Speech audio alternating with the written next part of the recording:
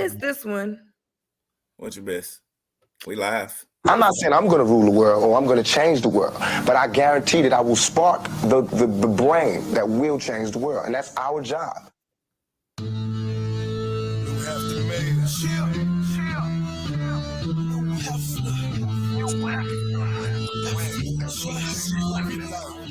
What up, DMV?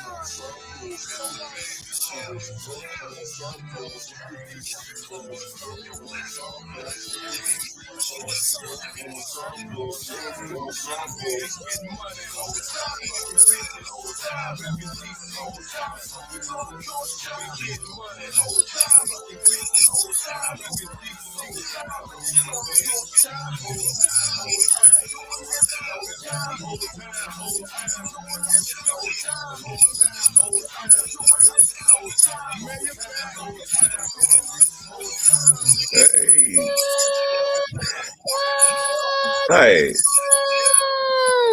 JB, what's the name of the podcast? It's a pod named Kickback. A pod named Kickback. It's like a Tribe Called Quest. You say the whole thing. Hey.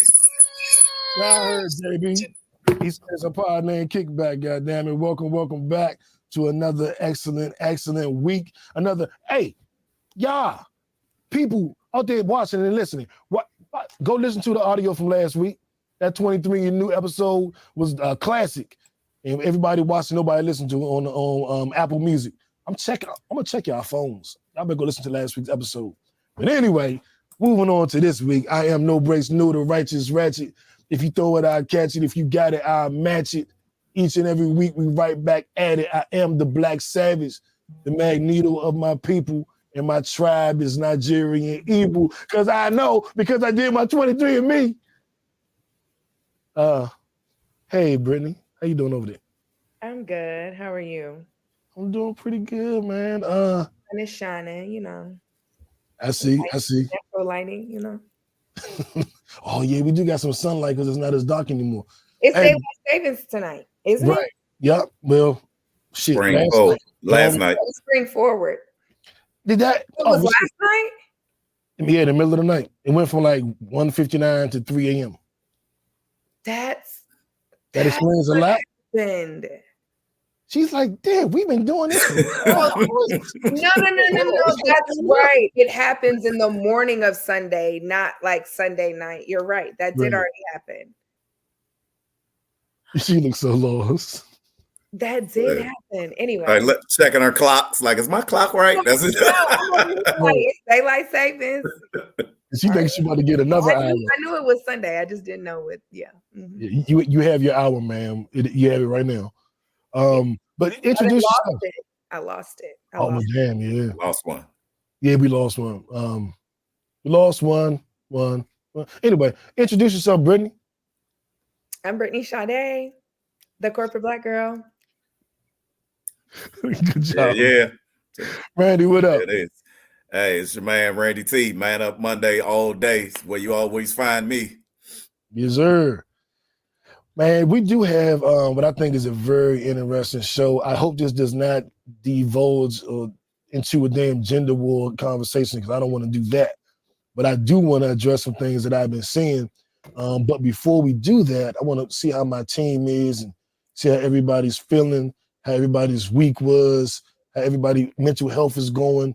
Now, high, low. Who wants to go first? All right, high, low of the week. Who wants to go first? Brittany, with that smile.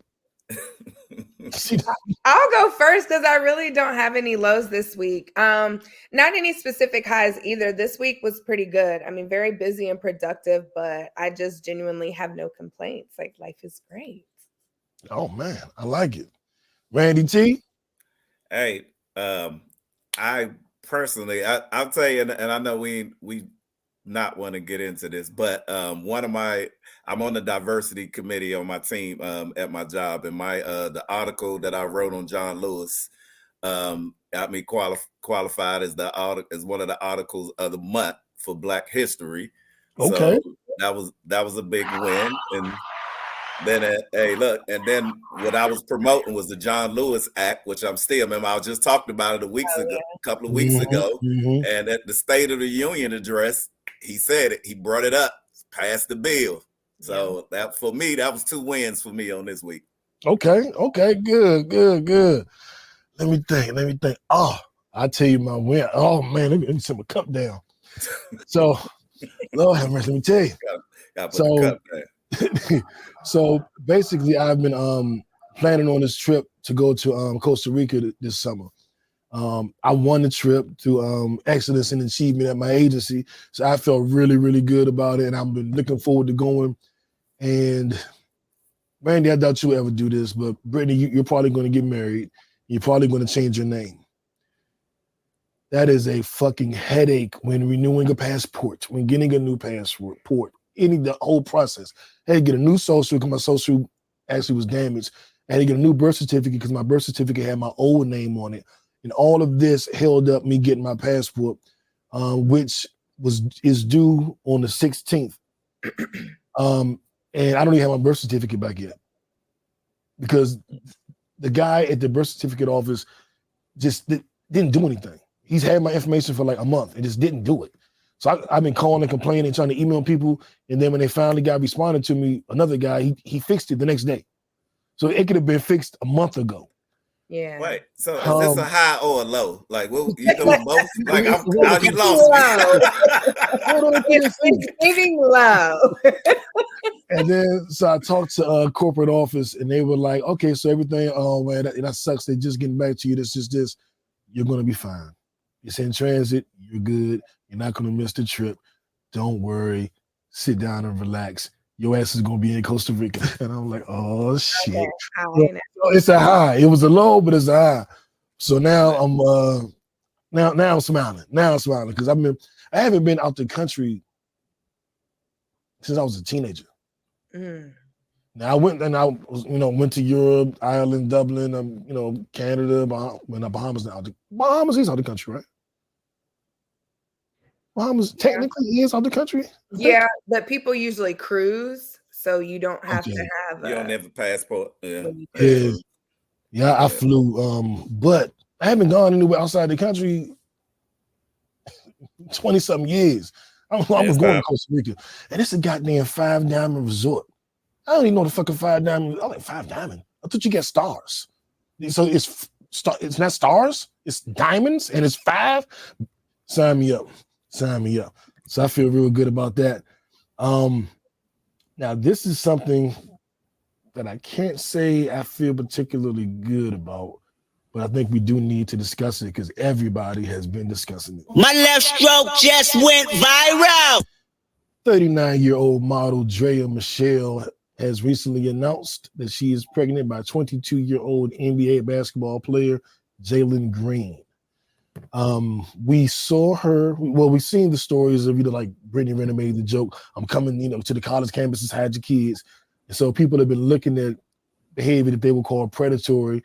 And one thing Brittany actually did was she spoke to a football team, Coach Prime's team, and told them what to look out for and how to watch out for, gold diggers and getting trapped, which I applaud Brittany. People don't like Brittany Renner. I like Brittany. But she warned us of this. And I can't help but feel like we're seeing it. Age doesn't always mean everything. You can be, there can be an age difference. I respect it in most cases. But when you're a 39-year-old woman with a 22-year-old son and now you're dating a 22-year-old kid, that does seem predatory to me. That does seem like you got one. You got that baby. You know what I'm saying? And I guess it could be true love. I don't know how you have true love with a 22-year-old. I wouldn't take them serious. I don't even know. I don't think I could fuck a 22-year-old woman. I don't even think I could do it. Yeah, you could. But 22? Now, I ain't gonna lie. Salima, the young lady that I'm about to sign up for her OnlyFans, I think she's only 24, 25. But sign up. This is announced this subscription. Get my money. I'm telling you, once I hit my next bonus, I'm signing up. That's the only thing holding me back. So I'm not gonna sign up. But this is my reward when I break my next sales record. I'm signing up for that shit. They judge me. Shorty is, man, look, don't make me so you hurt. Y'all know who Selima is? No, but we talking about something else. Don't go into that. Brittany, you see, Brittany is unimpressed. Look at her face. All right, Brittany, as the lady of the pod, what are your thoughts on this? Is it a big deal, no deal, or what? I mean, I know a lot of people are like, well, if it was a guy that was 39 and the woman was 22, how would y'all feel? And I feel like it's all the same. I think that we just grew up with our grandparents and great grandparents having such a such an age gap, if you will, that we've kind of accepted it for men and for women, right? Anytime you're, yeah.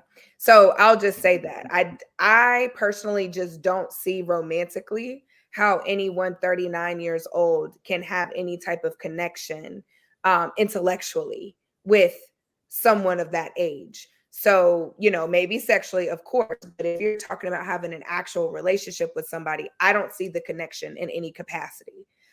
But I mean, she did do an interview where she said she would just like to have a kid.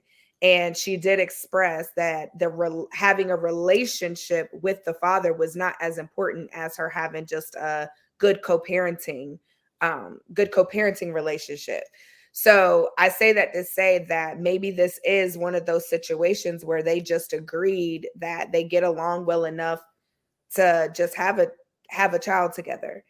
Again, to have such an age gap and to feel comfortable laying down with somebody your son's age, personally, not for me. I know for a fact that I can't talk to anybody my sister's age. My sister is a child to me.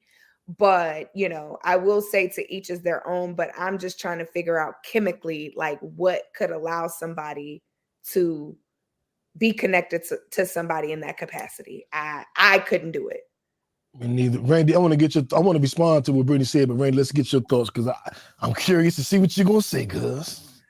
I agree with Brittany with the first part about if it had it, and I think a lot of other sentiments had the situation be reversed, like, bro, he'd be in court right now. You know what I mean? He'd be in court right now. He'd be like Diddy dodging bullets, right? But if we talk about like what the attraction could possibly be, I see it like and I look, me personally going through therapy, we went through something that's called the inner child work. And so if I think about what would make a 39-year-old be attracted to a 22-year-old, it will make me think that it's something inside of her. You know what I mean? That it's the little girl in her, the 22-year-old in her that's still attracted to this 22-year-old kid. So she not seeing it as like, this is the kid that's in my son's age. She'll be looking at it from the perspective that the 22-year-old me connect with the 22-year-old him.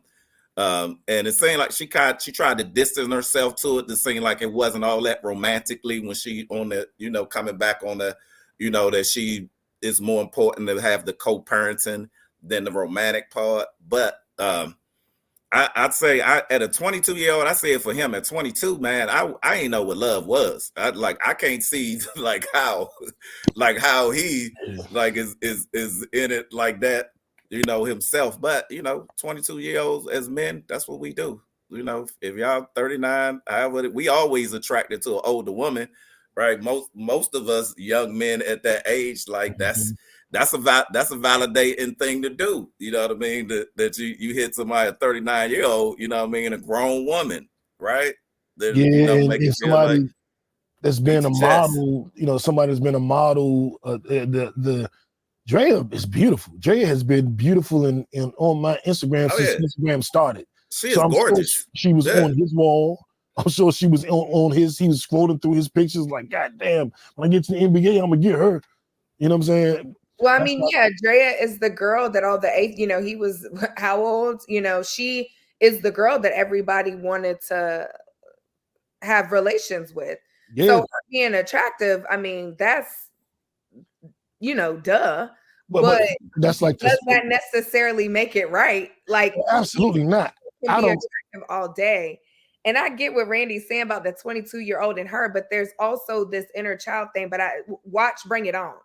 You know what I'm saying?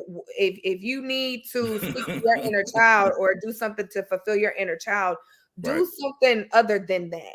But that's just my personal opinion. I know a lot of people will have, they'll try to make excuses for it, but I personally, that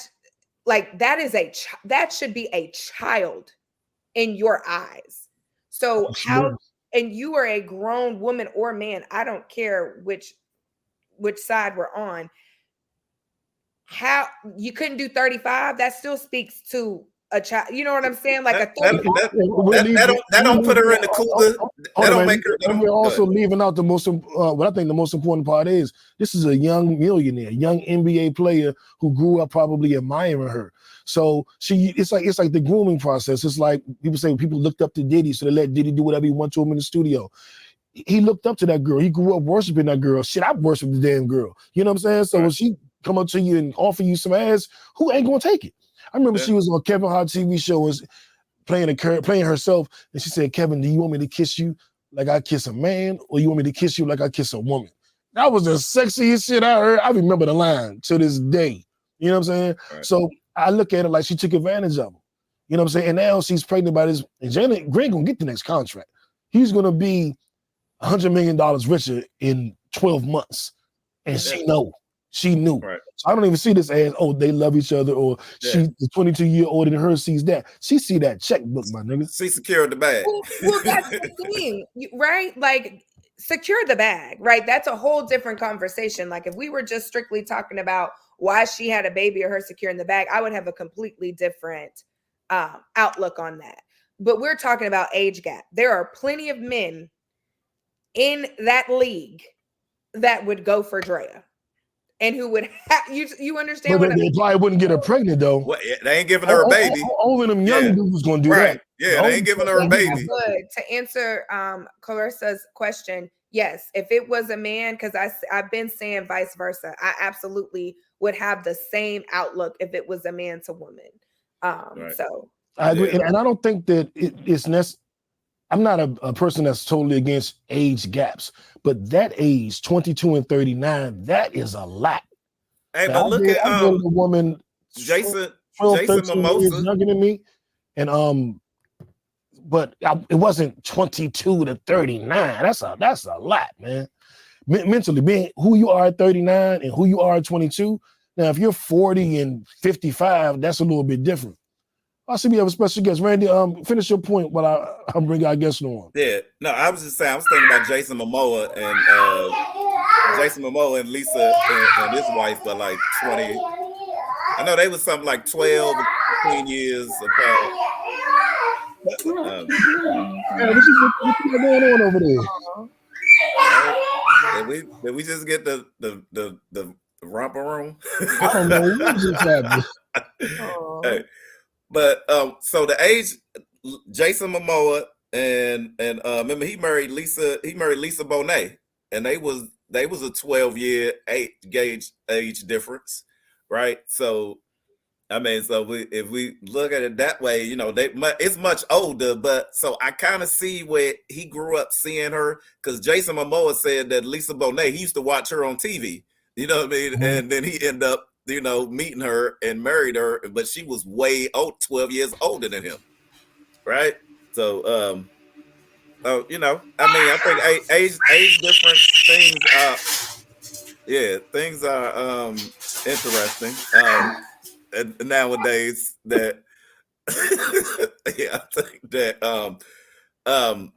men I think they're a lot more mature, right? And I think he has a lot of good advisors around him that's gonna help him, navigate through this. But if he wasn't 22, she wouldn't have got a baby out of this. That's why I want to leave it at that. You know what I mean? But that 22-year-old brain was like, look, this is the girl of my dreams. You know what I mean? Like, yeah, so she can he want a baby by that, for real. You know what I mean? If you think, I just think especially if us men in Brittany, you think about when you was young to your childhood star or whatever, like you could see yourself having that baby, right? No. Nobody. Never. Not for me personally. Idris. Now, you know, Idris, nobody. no. I would say the closest to a celebrity crush that I've ever had was like Paul Walker or Michael B. Jordan. And even then, I didn't really grow up like I want to have your baby. Yeah. I've never been a crazed fan like that. Right. But either Me neither. huh? Me neither. Man, stop. You know what I'm saying? So, like I said, to each is their own, but I just feel like I said, man or woman, it wouldn't be me. As a kid. Yeah, it's not okay. It's not okay. And Draya is she's not a pedophile, but she's something. She's a groomer. And it's not okay. It's not. Like it's trash. I see this move a mile away. I don't like it. It's not good. It's not cool. That is a young man. That's damn near a kid. And there's no way she should be having a child by a damn kid. Like think about find you somebody your own age. Just think about yourself at 22 years old versus yourself at your age now. I grew up a play. I wouldn't get no old bitch pregnant. No, what I'm saying is think about your mindset. Oh yeah, I'm with you. Right. That's what I was saying. At 22 years old. I think at 22, I was I had already changed my name. I was trying to say the black race. I was rapping. I was mature. And I think I was emotionally mature. But I wasn't ready for a 39-year-old. Right. You were mature for a 22-year-old, but 22 mature male is very different than 39 mature woman. Talk to him. So, you know, anyway, like that's just how I feel. I'm not going to judge anybody, but personally, that's not my jam. Hey, you see this shit? You see this shit? She secured the bag. Leave it there. She secured another bag, and she's really smart because if you think about it, she's 39, right? Plus 18, that'll make her 57. If she is actually saving for retirement and like has her finances set up, she will, after, you know, child support or whatever their agreement is when that child turns 18, then she'll be ready to kind of tap into her retirement because she'll be able to do so at 59 and a half as it lands right now if nothing has changed. So, I mean, securing the bag wise, I'm not against that. That is not what I'm speaking against. Right. I'm speaking against that because by any means necessary. No, not necessarily by any means necessary, but let's just be very, very clear here. The black race is the only race that comes down on women for requiring financial stability in a man, regardless. I don't think that's accurate. I don't think that's an accurate depiction of what we're about to discuss. But I'm gonna hold it because we're about to discuss it right now. But I don't think that's accurate. I don't think that's accurate at all. I think that is. What race argues about the man? What other race? What other race of women speak out about my man has to send me a certain amount of money for lunch? The reason nobody talks about it is only black women are bringing it up. White women ain't talking about that stupid shit. White women ain't going, he sent me $30 for lunch. So I I'm gonna tell you why. I don't want to know why. I know why. Because they ain't spending only $30. That's why they ain't got to argue about it. No, because a white girl will go down to Chipotle and get her a nice little burrito bowl and for $30. I wish I would send a woman $30 for lunch and she send it back to me like it's not enough. You at work, where are you going that you need the girls in the video say, well, let me preface this.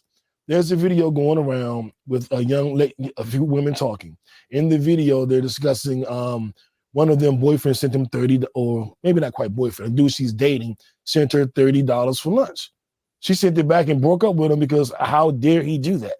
She said $30 would have needed to have been the tip for the restaurant she would have wanted to go to.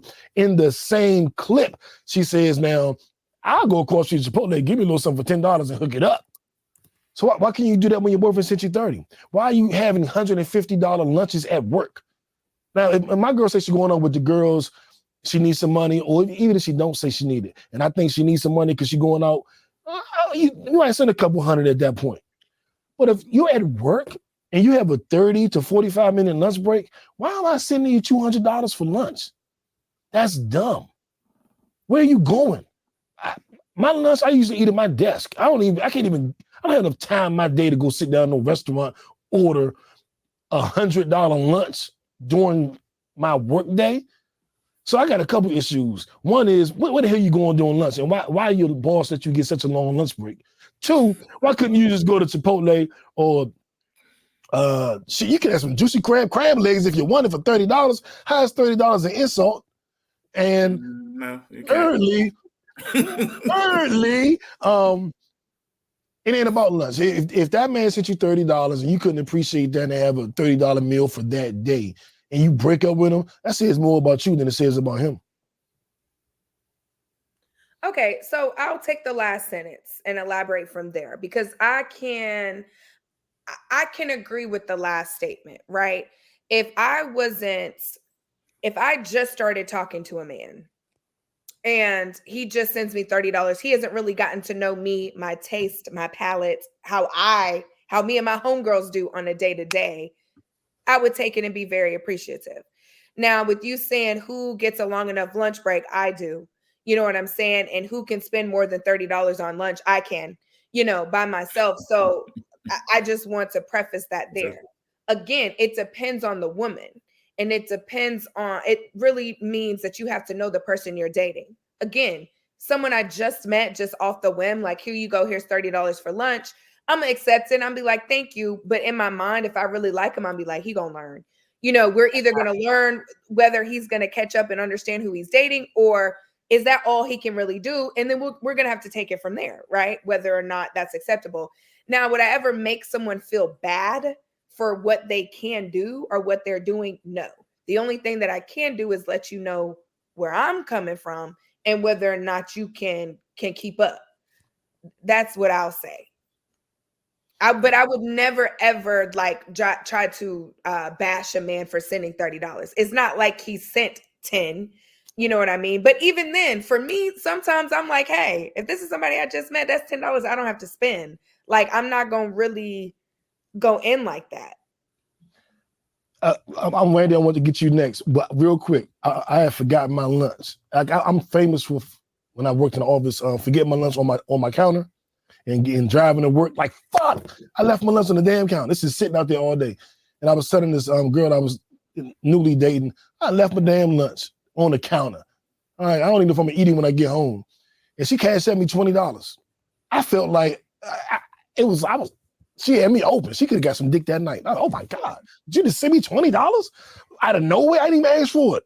It was just, I thought it was the sweetest gesture in the world. Now, I do know women, you have men doing sweet gestures for you all goddamn day because y'all the women. But to me, I was touched by that. Randy? There are women who reciprocate. Yeah. I agree. And you cheat for $20. But anyway, hey.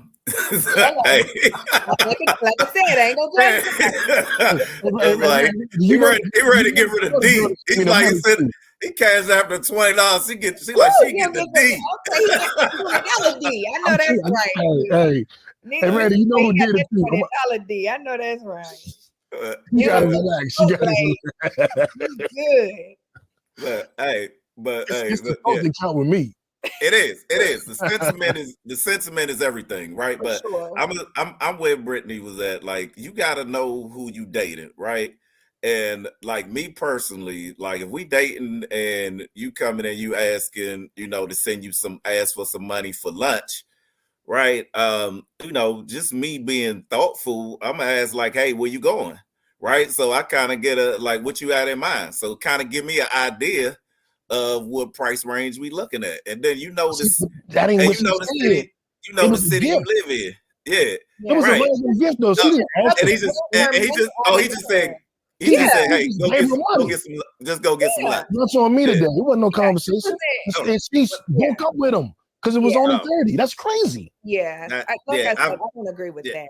I did. I forgot I did watch the video. That's what it was. But like with her just like breaking up with me, like, Slim, you dodged the bullet. Be happy, right? Because I feel like if you can't appreciate my generosity out of nowhere, right? Like you didn't ask for it. This was just unabated generosity that you did not ask for. You know, that I just was thinking of you and just wanted to give you just a nice gesture to say, hey, do something nice for yourself. I'm thinking about you. Now, if it wasn't up to your standards, again, Brittany said it, alluded to it, like, then that's a conversation we can have, right? But if the gesture was, for me, it was beneath you, then she did the right thing in breaking up with him, right? Like, I think it was a good move for him. Like, and Slim should be like, all right, hit the road. I'm good with that.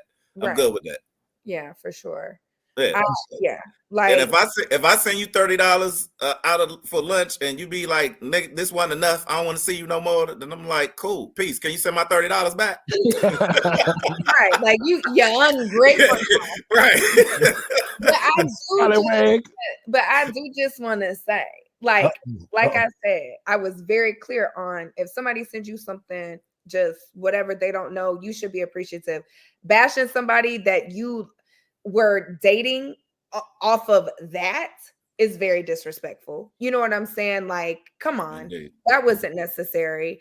You already said what you had to say to him. You didn't have to go to the internet with it. But I will say that even if we are ordering food, right? Like, if we were to check my DoorDash orders, right, just for myself, it's giving 50. Sometimes like like it'd be a little over $30 if I want to tip the person. Yeah.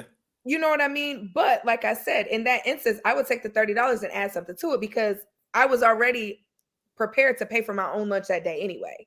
So it's not something that would make me angry because, honey, I'm prepared to eat anyway. Yeah. So I hope that he feels like he dodged a bullet. I hope that didn't even hurt his feelings, because do I think it was right for her to handle it how she did? Absolutely not. Dana, jump in there. Can you hear me? Yes, ma'am. All right. Yes. You sending the $30 back? What you doing? I'm definitely not sending it back. That I'm gonna eat. I'm gonna be appreciative of it. But I definitely also agree with Brittany and Randy. Like, you got to know who you're dealing with and who you're dating, and if that's the first instance of what they're providing to you, like Brittany said, we'll just have a conversation and be like, okay, thank you so much, but on the regular, I'm used to doing a little bit more than this. And then I think if you're not used to spending more than that, you definitely need to be humble and be grateful and take that, because you could have gotten nothing. Hello. Don't talk about it. Yeah. So I think we're all in agreement on that, man. So this didn't turn into a gender war. I'm very happy about that. I don't know. But that, you said you wouldn't send the money back. Would you? That's if you broke up with him. You still wouldn't send him the money back. You keeping the $30? I wouldn't have broke up with him. Right. I send money back when I've been upset. Like, I don't need you. You can take this back. But in that instance, no, I'm going to. Oh, see, nah.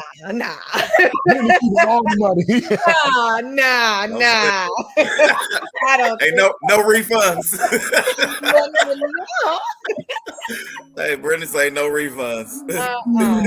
This was for my time, because if you didn't push me to breaking up with you or whatever anyway, I deserve this. This is my reparations up front, because you didn't already do something crazy. Oh Lord, I'm broken. I would have been happy if you made me a bologna sandwich. Clarissa, we're gonna talk after this, baby. No, not a bologna sandwich. Okay, yeah, you would. No, don't settle for bologna. At least get a turkey sandwich. At least worthy of more than a bologna sandwich. Now, at least get a ham sandwich, Clarissa. At least a ham turkey. You know what I mean? And I don't even eat pork. You know what I'm saying? So I don't know what you're about. No, because that bologna sandwich, she got at the house. You could put a little razzle dazzle, you know. Yeah. I'm kind of with Clarissa, because in that aspect, to me, that's like the effort. Like, you took the time to make me a lunch, so that's that's above and beyond sending the money. Like, you actually made me something, so I can kind of see where she's coming from. Like, it don't got to be bologna. Yeah, but Dee said it too. She said you teach people how to treat you, so you have to be careful what you consistently accept, and that is very true. That's a bar. That's a bar. What about applause and my horns and all my sounds? She said that. Okay. Yeah. She said that's that. A word. That's a word, D.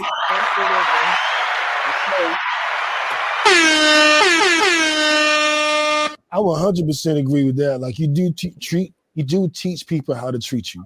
And I think that piggybacking on this, did y'all see the video where the young lady was going on a date and she said dude pulled up in a Camry, and so she didn't go outside? She like stood him up because he showed up to her house in a Camry. I was like, God, man, they facing a bar out here. I missed that one. A bar. Well, so Uh-oh. There's a difference between raising the bar and just being downright impractical, right? Because if you really know money, a lot of these people out here, they're not riding around. Their everyday cars are riding around are Toyota Camrys, Honda Accords. You know what I mean? Because you know what I'm saying? Because we already know. Now, if you obviously, the wealthier you get, they do have their toys or whatever in the garages. But for me, as long as it's a clean car that's not putting, and I'm not worried about us getting, us breaking down on the side of the road, by all means pull up in that, because cars don't hold back. People, they putting their value on things that don't matter. A car is not an asset. So you're not impressing me with your expensive vehicle because you probably have that car note, and I need to make sure that you're okay. Less money. Paying with your car, how much are you putting into your 401k for that match at work? You know what I'm saying? Say that. How is your what are you doing? Are you paying $100 a month for that 2012 BMW? You know what I'm saying? Because your credit's not right. I don't play those. We in Brittany Lane now. That's right. Would you rather have them have a Camry with the savings account, good credit, and a life plan, or a portion of rental, no 401k, no ambition, or plan at his mama house? Exactly. Talk to him, D. There's a lot of dudes in DC in that exact situation, in their mama basement right now. You know what I mean? And got a Benz popped in the pocket outside the house in the garage. And women have to be careful too, because they be missing out, because a lot of dudes have two cars and they will pull up in that Camry on purpose just to see how you react before they get into what they really can give. I don't care about that Camry as long as it gets you point A, point B, because guess what? That means there's more money to spend for me that you're not spending money on lunch. Now you can get that $200. Get a good lunch. Get a good lunch now. Hey, look, I'm telling you something. I met Tony Nicely, who was at the time, he was the vice president of Geico. And one day I was going in the headquarters, and he just happened to be pulling up at the same time I was pulling up, and parked in his space, of course, is right in front of the building. Right. So, I ain't nowhere near that. I'm just walking up where he parked right in front of, he get out and literally right in front of the door. But anyway, he pull up though, and he get out a 1983 Cadillac Escalade. Right. And it's an old joint. And I'm like, this is Mr. Tony Nicely. I know he's a bona fide billionaire. Warren Buffett's best boy. This is man, right? So, I know his net worth. And I'm looking at what he's driving, right? And I was like, and I saw him. I was like, how you doing, Mr. Nicely? I was like, this the car you drive during the week? He was like, no, this is my everyday car. He was like, cars are transportation. And he's like, why? He was like, why would I spend a whole lot of money paying for something that just gets me to where I need to be? He's like, I don't own a new car, have never bought a new car, and probably never will buy a brand new car. Because they are not worth anything. He said, cars are transportation. Changed my whole philosophy on cars. No, remember I used to lease BMWs every 3 years. I'm jumping in a new one. When a new one out, I'm trading up. Without a doubt. That changed my whole philosophy on cars to this day. You know what I mean? Now no car note. And I'm like, nah, I'm with him. I'm not thinking about buying anything new until I'm retired. He's like, when you retired and you ain't working no more, walk on the car lot and purchase your vehicle. Right? Because it's do that then. But he's like, why you working? It makes no sense. You paying for transportation that could be going into a mutual fund or 401k, some type of investment that you paying $500, $700 or more monthly. right? Think that's an investment in something that you're paying for transportation. Changed my whole life. Man, I'm with it. I'm gonna give me something nice soon, but I'm more on the lines of but still. I believe in conspicuous consumption. Really? If you have it, flaunt it. Really? But if you have it, and only if you have it. Well, right. What you think, Danny? You like the type that's shutting the door. You looking out the window, you see your camera, you closing the blinds on them and cutting the lights off, telling the kids to be quiet. Be quiet, kids. He gonna know we in here. Oh no, absolutely not. Especially in dating in our age, there's so many people who don't have any kind of transportation at all. So I'm not gonna knock somebody for having something that's not luxurious. Like Brittany said, is it clean? Is it running? Are we gonna get there? We good. That's all. That's all that matters. And I like Mr. Nicely put on it. There's transportation. So you got something crucial. It doesn't matter what it is. It's working. We going on the date. See, this is what I'm talking about, man. This is what I'm talking about. I love when we can have these conversations with the sisters and they can see it from every single angle. And it's not, he better have this, he better. Where are those women coming from? That's why I want y'all on this podcast, because they make that like that's all black women. It's not. Right. It's clearly not. And I'll say it's moments like this that I hate, that it gives. I think it gives black women a bad rap in a lot of areas. Why I think is why now we have at least 50% of black athletes marry outside their race, not married to a black woman, more than half, right? Because I think it is a lot that, and these things like this keeps perpetuating the narrative that black women can't be pleased, right? And well, okay, I'll let you finish. I'm not saying it's a truth, but it's a narrative out there that has been planted that black women are angry and hard to please, right? And I think it's these type of events that perpetuates that narrative that dudes look at it and be like, oh, so I ain't good enough because I got a Camry. $30 wasn't good enough to get you a lunch, when it's some other, races that they would have been happy with all of that and wouldn't have said nothing, been proud of it. So I cannot say that I fully agree, Randy. And I'm also going to say that each individual that put out this story, those are individuals. I think that social media, because something can go viral in the way in which it does, that it leads us to believe that everybody thinks this, right? When that's not necessarily the case. So that's my first point. The second point is when we talk about black men marrying outside their race, like, let's be really real. It ain't necessarily the black women that they come into contact with. It's their relationship with their mamas. And that's a whole other conversation that we can have on a whole day. Okay. These black boys do not like their mamas. Okay. Because their mamas made them get up there. Now they done got on their mamas, expect their mamas was hard on them. Their mamas. And in a lot of cases, their mamas were single moms. So they had to play the mother and the father. And that's a whole nother psychology that we can get into on another day, but let's just be real. Okay. Yeah, I didn't say they didn't love their mamas. I didn't say they didn't love their mamas. I said they didn't like their mamas. I know a couple black men. Let's not make it into this. Let's let Brittany finish. Let Brittany finish. Go ahead. Let's not, the narrative is only because of the different things that go viral. A lot of the news or the good news or what women like Dana and Brittany and Dee and Clarissa are talking, those things don't go viral.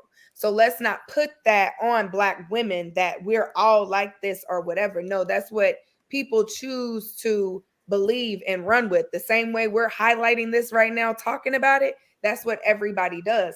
It's not all black women. And we're not all hard to deal with or anything like that. We stand on business. And a lot of black men don't want to have to stand on business at the end of the day. So let's not just make it about money or the fact that we won't get into a Camry or the fact that we expect more than $30 for lunch. It's beyond that.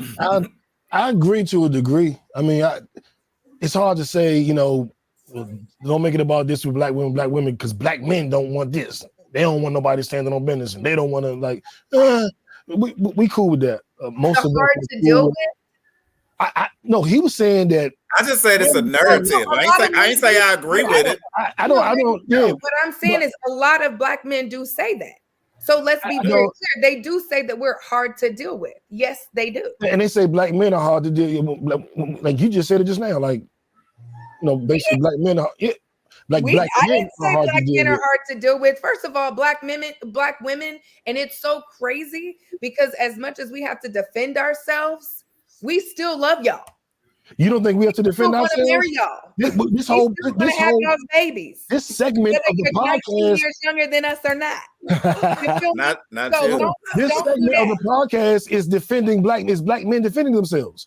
We have to defend ourselves too. That video that went viral, it wasn't about black men talking about how terrible black women are. It was black women talking bad about black men.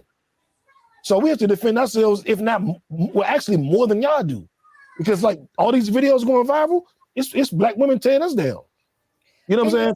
And it's a lot of us underneath them comments saying she's crazy. Have you really read through the comments? I have, and that's why I wanted to have this conversation. And what I started with was why I was so happy we had it, because this is what I think is realer than what's on those videos. I think this conversation we're having, your perspective, Dana's perspective, is realer than them ditzy girls trying to go viral. They probably don't even have boyfriends, just made a video for the hell of it. But I think the y'all perspective is more real, it's more tangible, it's more respected, and it's more common in our community than anything else. So, in a way, we're defending y'all and defending us just by having this segment. I just don't want it to be like, I don't want to do the oppression Olympics. I know what I think black men have it and how we have it. I know how black women have it. I know how they've expressed to me. We're not talking about life. We're talking about dating. And you also have to be careful too, because a lot of these women are trolls. Just like the girl who talked about this guy took me on a date and bought me these high seats. Like she went with her cousin to the game and ended up admitting that she's trolling. So a lot of this stuff that's going viral is just that. Like a lot of women would not really be like, I'm not about to date him. Girl, you're happy to be in that game. You know what I'm saying? You wouldn't have bought the tickets. But to Randy's point, this is dispelling that. This conversation it's a narrative. He basically just said, I'm tired of this narrative being out there. I'm glad we're talking about it now. And then the conversation kind of switched. But all Randy was saying, correct me if I'm wrong, Randy, was that you were saying you were happy that we're having this conversation to dispel that narrative about black women. Right. Correct. Yeah, Correct. and I was further dispelling the narrative of black women like being hard to deal with, because what I was trying to say is that it's even more beyond like the financial. I know that, like I said, we're the only community that's constantly battling, and a lot of it has to do with how women expect for men to come financially, regardless of whether it's the $30 wasn't enough or the Camry. It's all in how much money a man has or willing to pay. It's always financial. And I feel like I'm just exhausted of having the conversation, regardless of what end. Like, I'm so exhausted with constantly having conversations about money. Because when I have conversations with other communities, I don't care what y'all say, when you're talking about dating, finances it's not a thing. Because first of all, it's already expected that the woman is coming into being taken care of, period. Like, it's expected. There is no, it's nothing else. Like, we're not talking about this. The man is going to take care of everything outside the home, and the woman's going to take care of everything inside the home, period. White women ain't. You're right, Ken. Yeah. No, hey, in more ways than you know. In more ways than you know. Look, and I'll tell you where it's really serious with, and Brittany hit on the fact that this is a cultural thing, right? And it's on so many different levels. Like, I really, like you said, a lot of stuff, but we don't got time to really get into, like, you jump down my lane like real hard. And I'm not, I know we don't got the time, so I ain't gonna go there. But let's do this. Dana, close us out on this topic, and then let's move on. Let's do it. I would say I definitely, I guess you can call me a fence straddler on this topic, because I do really feel like it's hard on both ends, for sure. To kind of piggyback off of what Brittany was saying, I would also say it's not just that they don't like their mothers. I think in a lot of times they want us to be more like a mother to them. And that's a heavy load. I saw a video about that today. I don't want to get away too far, but it was just saying like we're expected to go to work, pay bills, take care of the kids, take care of the home, and all. That's a lot. That's exhausting. So like Brittany said, they're not expected to do all of that. They do the home, but they're not expected to go out and work and do the home stuff. So at that time, it definitely creates a displeasure to want to even be in a relationship when you're saying that that's the load that I'm about to take on. And like we said, in other communities, they have our roles. And I think a lot of times in our community, we're getting away from like having roles. Nobody wants to have a role or say this is what I have to do. But everything needs structure. And I don't think we don't have that. When we come back in 2 weeks, we're gonna talk about roles. I love this discussion. Man, we need to bring this whole thing back. That's what I'm saying.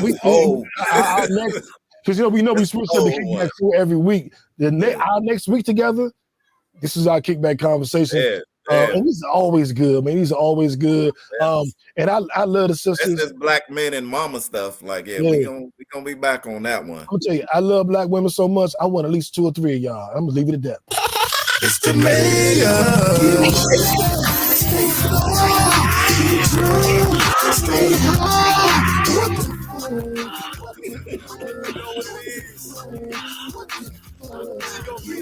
Our what the fuck story of the week.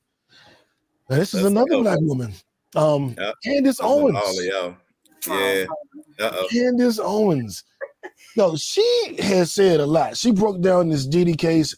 My bro said to me, and listening to what she said about Diddy, it is absolutely when she broke down the facts of the case, it's actually clear to him that Diddy is the devil's father. It took me a minute to like, what are you trying to say about the devil's father? So he's not the devil. He's not the devil's son, which would be a lower version.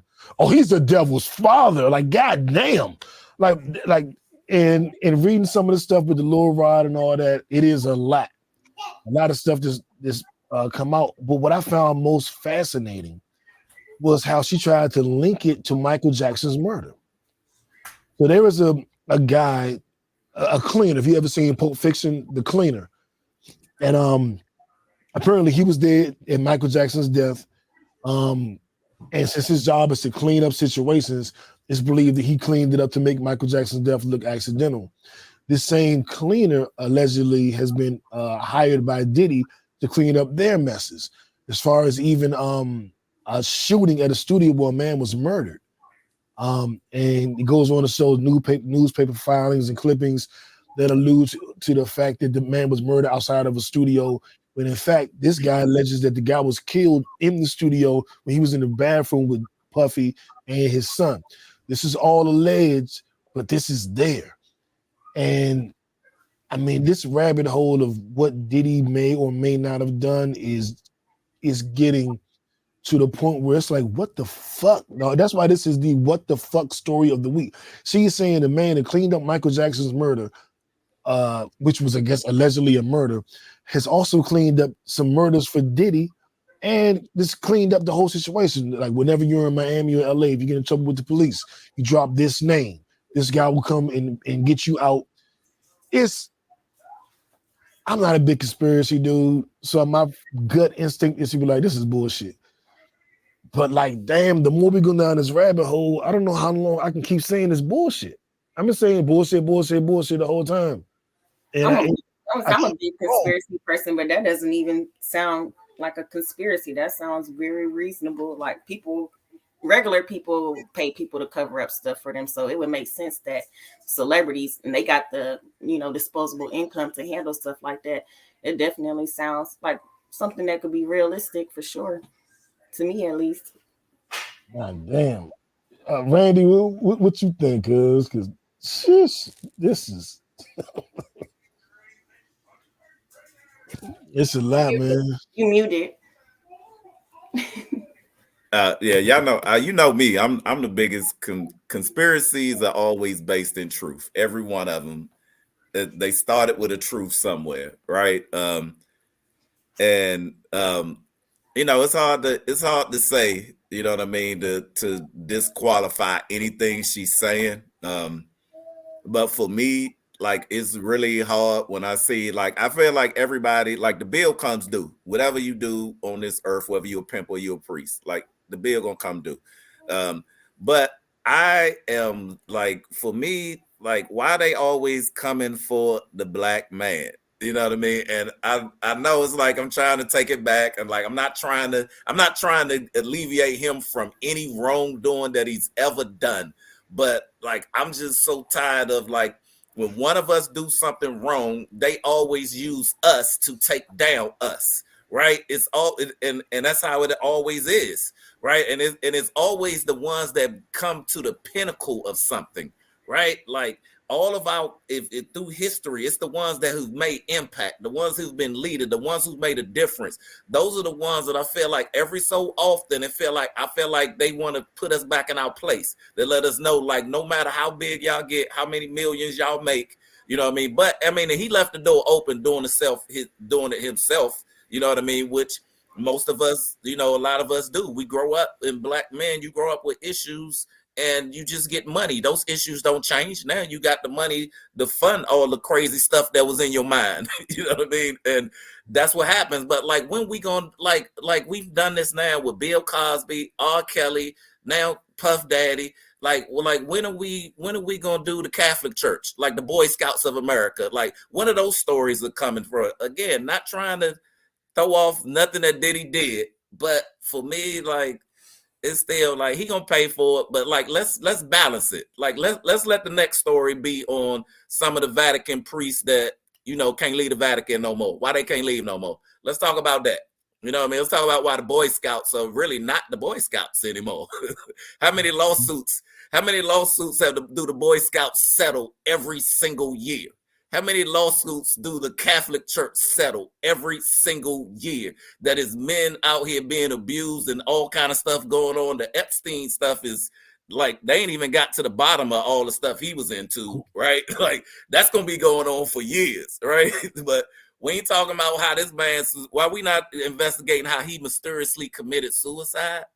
Like, it's a lot more. Yeah. It's a lot more. And I don't, I echo your sentiments. A lot of times I don't choose to use that argument while I'm speaking on Diddy. I won't immediately follow that up with, how come y'all ain't go after this guy? Because of how it looks, the perception is like I'm trying to get Diddy off or something. Pause. So I usually make those separate conversations because I don't want it to muddy the waters, because it always sounds like you're defending Diddy, even though you're just saying I want balance. So but I will say this, last week on the pod, because y'all wasn't here, I said, hey, does anybody find it funny that all of this shit happened right after he was suing the Ciroc and DeLeon Tequila Company? He brought up that lawsuit before they got their day in court. Mm-hmm. All this shit happened. They had to relinquish all ownership in DeLeon Tequila and Ciroc. I'm not saying the only thing that I will be alluding to, because I know somebody's hearing this like, look, he's on Diddy's side. He wants to rape Cassie. No, I don't. What I'm saying is, I noticed that all of this happened after he tried to sue the company. Now, they could have known about all the shenanigans this whole time and just been waiting. I wish you would, nigga. All the shit you did, I wish you would try to sue. I will call. It was sitting in the safe. Give me Cassie's number. You know what I'm saying? It was sitting in the safe. I was sitting in the safe. So he still filed the lawsuit. He still did it. He should. He was still feeling invincible. Yeah. You know now. Shit, we all know now. You know now, but hey, look, I don't separate it because it's all connected. I don't care. It's still connected. You know what I mean? Like, we not excusing him, but it's still connected. And the timing, it's really suspicious, right? Just like when Bill Cosby stuff came up, was when he was trying to make a major buy. You know what I mean? That would have made him one of the major media players out there in the. Was he wasn't really NBC. That's like an old wives' tale. Nah, he was about to buy NBC. That's why people make the joke whenever somebody did a show, he was about to buy NBC. him and Byron Cage was Byron Allen had a bid in for the same. They always had the same bid in for the same company. Bill Cosby, he had a company that had a bid, legitimately had a bid in. Byron Allen had the same one. Byron Allen actually got a lawsuit on because of how he didn't get the bid because he felt like it was racial. It was racially biased, and that's the same bid that Bill Cosby and his group was in on. Like, look it up, man. Yeah, the only bad part about that is even if it is true, if you do the crime and somebody tell on you, the do bill the crime. come due. The bill come due. The bill come due, like you say. So it ain't gonna get too much sympathy for me. If you did it, you did it. I don't give a fuck why they exposed you. You shouldn't. If you wouldn't have did it, they couldn't have exposed you. You know what I'm saying? Right. But then, all I'm saying is maybe they kill everybody. Get everybody. That ain't gonna happen. We in America. It ain't gonna happen. They know who they want to get, and they can go after them and them only. But I feel you. That's why I'm gonna keep bringing it up. That's why I'm gonna keep bringing it up. I ain't excusing it, but it's all connected. It's all connected. That is a fact. Now, moving right along, and this is so dumb. You are really dumb, for real. We are living in a sequel to the movie. We are in part 2 of Biden and Trump. Nikki Haley officially closed their campaign. It is going to be Biden and Trump. We can talk. We have a lot of time to talk about this shit with the election coming up and all of that. I don't want to spend too much time on it, but I do want just initial thoughts. It's Biden, Trump again. I know that there's the woke community that's like, I'm not voting for anybody. And then you got some people like, well, I'm going to vote for Trump because Biden isn't doing enough. And then you got people, I'm voting for Biden because I hate Trump. Then you got people voting Biden because I'm just a Democrat. We've always been Democrat. I'm voting Biden. I don't know where everybody falls. This is the only thing I'm sure of about this election. Trump is incompetent, and he also inspired an insurrection. He can't be president. My personal belief is any white person over the age of 65 is racist. I don't like no white people over the age of 65. 64 will be cool. Once you hit 65, I don't like you. You're white, I don't like you. Period. It ain't up for discussion. I don't want to have a long debate. This is how new feel. So I don't like Biden either.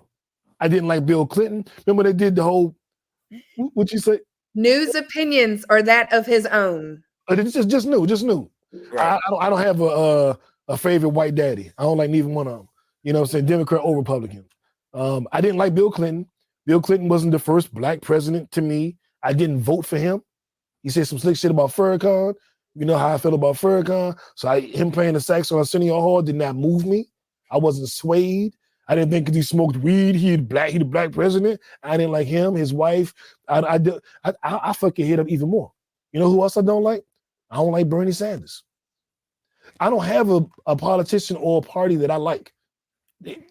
So where we going? So what you gonna do? I'm voting against Trump. And the only other name on the ballot that can make a difference is Biden. But I will say Biden has, from what I've studied of what Biden has done, he's passed more legislation than any president, maybe next to Lyndon B. Johnson, in support of black people. And Lyndon B. Johnson was racist. So I don't look at him like he was a good president either. Like, I don't care if you're racist. Being a racist president means nothing to me. I think they're all racist. What will you do for the union? What will you do for the nation? You don't like black people? I don't care. Are you going to pass your bill, the John Lewis Act? I don't care if you're racist. Are you going to do the right thing or not? I don't care if you're racist. Can you protect us if there's another pandemic? You don't got to like black people to be president to me. Because I think they're all racist. That you liking black people is off the table for me. Can you be competent? That's all I ask. Or can you at least have a competent cabinet? That's how I feel about it. I think your other option is to vote Trump, and then we saw what that did. So, Randy, you itching to get in on this. Hey, look, I'll say this. You know, it was a lot of disunity in the party in America when 45 was in office. However, me personally, and a lot of good friends, he did sign in a lot of good financial laws that a lot of people ate good while 45 was in office. So when him coming back, like the people who ate good, like they ready to eat again. And the law writing thing is all smoke and mirrors, right? The reason because Trump 45 wrote a lot when he was there, right? And it's because the houses are divided. So the only way you're going to get your bill through is you got to do an executive order. That's the only way they're getting anything through, because the Republicans got the Senate, the Democrats, the House and the Senate is divided, right? So long as it's divided, you're not getting any bills pushed through. So everything that you writing is executive legislation. So yeah, it's looking like, oh yeah, he's writing all these great bills. No, if he want to get anything done, and the sad part about this is that we are still going toward a divided nation again, with people who are that now we as a nation, we are holding the party lines over our morals, right? And until as a country we begin to put our morals above our lines, like we gonna keep this divide is gonna stay. The houses how long have the houses been split? They're gonna stay that way, and long as they that way, then you got one that's voting we getting stuff that get through the Senate but get through the House, and now it's dead in the Senate because they like, nah, unless you greasing the right hands, like it ain't going no further, or I'm holding the party line. And I think personally it's we need to know we put too much on the presidential election.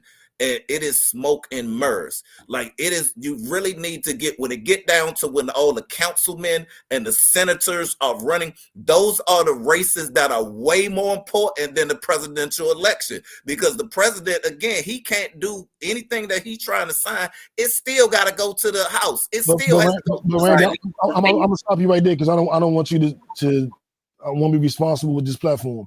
It was Trump that packed the Supreme Court. That's why Roe v. Wade is being overturned. That's why a lot of women's rights with their bodies are now being allegedly. No, not allegedly. Shit. He did put the justices. He did seat all the justices on the Supreme Court. And all of these things are being reversed. So the president. So we're not going to poo-poo the presidency. Now we need to be, I would say, be more informed locally. Local is more important. You are 100% right. But but you're talking about the Supreme Court. Like the Supreme Court stuff got to get there. The Supreme Court is done by the president. So it's done by the president. And a lot of the things, the bills, the Voter Right Act, all that shit is being repealed, Roe v. Wade, abortion laws, because of what the president did, because of who he put in the Supreme Court. So the presidency, it got real cute to be like, yeah, everybody vote local. The presidency don't count. That's bullshit. The presidency does count. The reason why we don't have the Voters Right Acts. I didn't say it didn't count. I said it's not as important. It's not the most important when it comes. It's not the most important. It is as important when you're thinking about national politics, when you're thinking about laws, when you're thinking about you can be arrested for having an abortion. When you think about those things, it is very important. Now, when you're thinking about cleaning up your own neighborhood, when you're thinking about potholes in the street, when you're thinking about curfew, when you think about local legislation, it's not that important. But it's not macro, micro. I look at both. Can't just look at just my neighborhood. I got to look at the whole country. I got family all over the country. You got family all over the country. So when you're looking at the big picture, the presidency does count for something. If for nothing else, when Trump got in office, he executive ordered away everything Obama did. And I'm not a person to say Obama, okay, here go a good one for you. Let's not go there. I don't hate Obama. Just keep going. I don't like him, but I don't hate him. But everything that Obama did or tried to do, Trump got rid of that shit his first year. Literally just took it all off the table. Nope. It wasn't the councilman that did that. It wasn't the Congress, it wasn't the House or the Senate. It was Trump. It was Trump. So presidency is important because 8 years of progress was diminished to nothing, set us back 40-something damn years in Trump first year. I wouldn't say he set us back. He did undo a lot. And it seemed like your only plan was Jalen Green could not get Draya, Michelle, an abortion because of Trump's laws. That's why she's having this baby. I rest my case. Yeah, that is totally inaccurate. But again, as Brittany said, his views do not necessarily reflect all the rest of the hosts. I'm just waiting for the next topic. Let us move on. I'm gonna let y'all have all of it. You're the youngest here. Do you have any thoughts on this? I kind of lean towards what Randy is saying. I feel like as far as the presidency goes, it does matter, but I think at the end of the day, they're more so just a face for everything else that's going on behind the scenes. And like you said, it's kind of like a shit show because everybody's divided and it's hard to get anything done because it's just people bumping heads or I want to do this. Well, no, we're not going to let you do that. And then you got the president who's the face, and a lot of people are saying like he didn't forgive any student loans. A lot of people's student loans have been forgiven and stuff. So it's not everybody across the board, but stuff is still being done. And I feel like when it comes to politics, a lot of people don't know the meat and potatoes. And that also makes it hard because people are just going off of face value and they don't really know everything it takes to, in government for those things to happen. The only thing that I will say is that I wish that there were more conversations around what they're going to do for the middle class rather than all of this protecting the 1%ers or doing things for the low income people.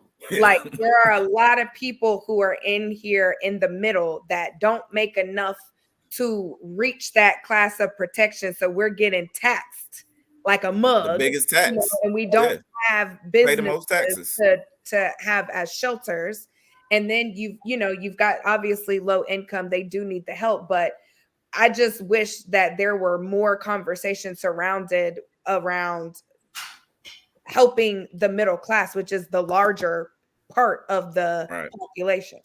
Right. Quick question, Brittany. Has there ever been a party or a candidate that you've noticed over the last 10, 15 years, if I'm not putting you on the spot, that has ever been focused on middle class? Has there ever been one? Randy, anybody who's been focused on? Has anyone ever been focused on the middle class? It's people who say that they have, but nobody has genuinely done anything legitimately to change like the plight of the middle class, of wherein we are the most taxed people, like pay the most taxes out of every taxpayers, right? The tax burden is on the middle class, period. So which is disheartening, because like you go from low class, and I've been to where, I've changed tax brackets. So, it seems like, when you do, you thinking like, oh, I'm there. And like, I used to look forward to income taxes. And I'm like, oh no, I got to pay.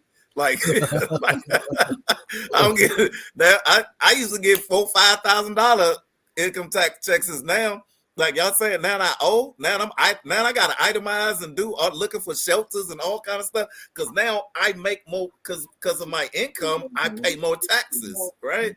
And Brittany made a good point. Nobody is addressing that. Like you hear everything that you hear. Like she said, it's either talk about the 1%. Or the people who beneath the poverty level. So it hasn't been anybody basically. No. Well, the working class, which is like the blue collar, they're not necessarily middle class. When we talk about creating all of these jobs and for, all of these individuals, that's not necessarily middle class. That's creating jobs. Right. That's not necessarily helping the people who are already working and we are literally funding both ends of the spectrum. Right. So that the 1%ers can continue doing what they're doing and, like give us a little bit of help. Like, I don't mind, my taxes going to help lower income individuals. That's not what I'm saying. I'm just saying, like, let's just think about it. Yeah. We make up more of the population. I'm not talking about individual politicians. I'm just talking about what I hear when being addressed. Yeah. All right. And it's more tax codes that's gonna change if 45 come back. Y'all can look. All right. Hey, he wrote over 45 wrote over 30 tax laws that don't even go into effect until next year. Like that's still not been like. I know Brittany know what I'm talking about, and like it's some stuff that's gonna hit. That's gonna hit. All right, so you better get your chips up so you're on the right side of it.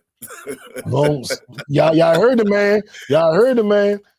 See, we working on that right now. It ain't that right down. We about to be in the 1% too. Goddamn it. If it's sports, if it's fashion, if it's music, if it's hustling, whatever, you're on a marathon, you know. So if you're on your marathon, I'm gonna shout you out with the Nipsey Hussle Award.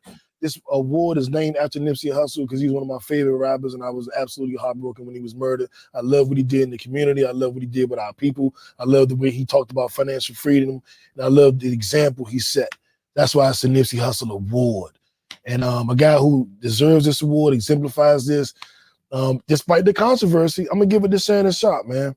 He has put in the work. He was let go by CBS, got picked up at Fox, did a show with Skip Bayless, got let go from that. And he had built a podcast. He was working on different things, and it was like it can all fall apart now, or he could find a way to rise above. And another black man, Stephen A. Smith, said, come do First Take with me a couple days a week. I got you. I'm not gonna let another black man fall off. He kept doing his show. He added another show with Chad Ochocinco Johnson, Nightcap.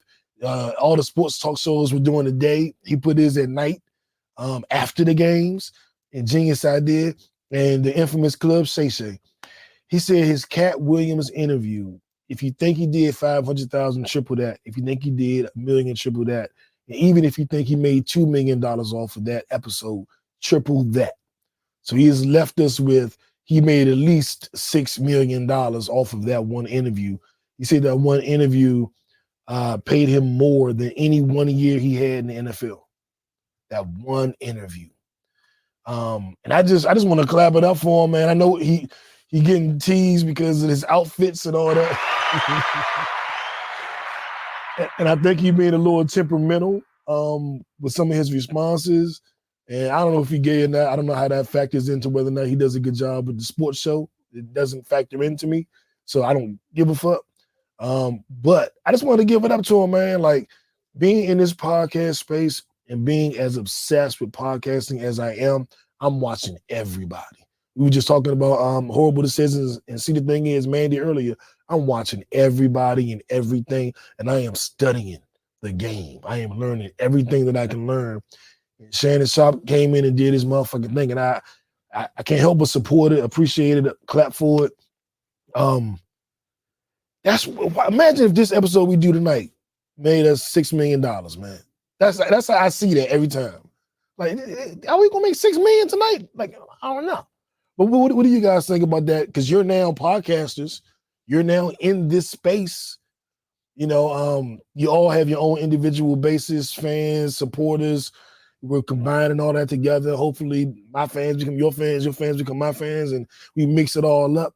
But it's very real that there's an opportunity to make a lot of money doing this. What are y'all thoughts on Shannon Sharp and his success and what you see for yourself? We'll start with the First Lady. Brittany, what's up?